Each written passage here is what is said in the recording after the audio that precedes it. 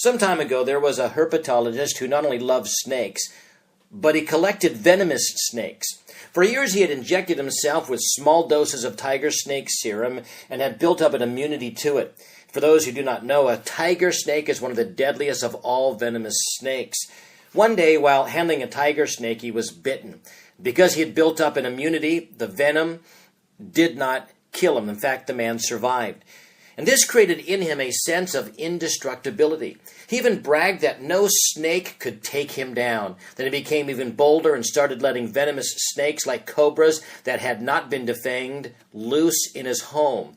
The snakes would slither over the furniture, creep across the floor, and inch up the walls.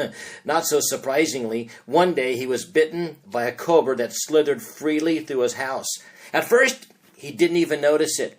Not until his leg began to swell did he realize that he had been bitten by one of his cold-blooded friends. He was instantly rushed to the hospital where he died.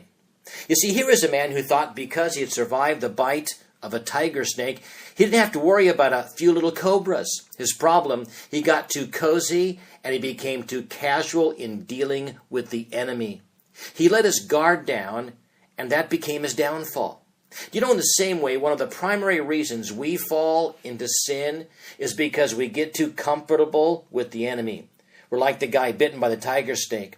We get overconfident when it comes to sin. We think, hey, we can handle it, and we say, I'm strong. This will not affect me. I'll never fall. As a result, we let our guard down, and this becomes our downfall.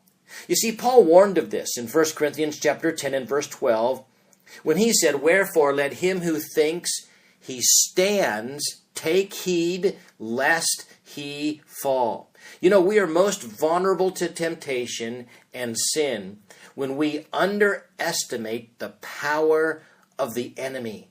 It was the evangelist Billy Sunday who said, one reason sin flourishes is that it is treated like a cream puff instead of a rattlesnake. And friends, we must take heed to Paul's words. Wherefore let him that thinks he stands take heed lest he fall. And friends, when sin comes knocking upon the door of our life, we must, in dependence upon the Spirit of God, ask the Spirit to keep that door closed. And God's promise is, when we ask for him to do so, that it will flee from us. We must be careful lest we fall into sin. And may the Spirit of God take the Word of God and change you with it today.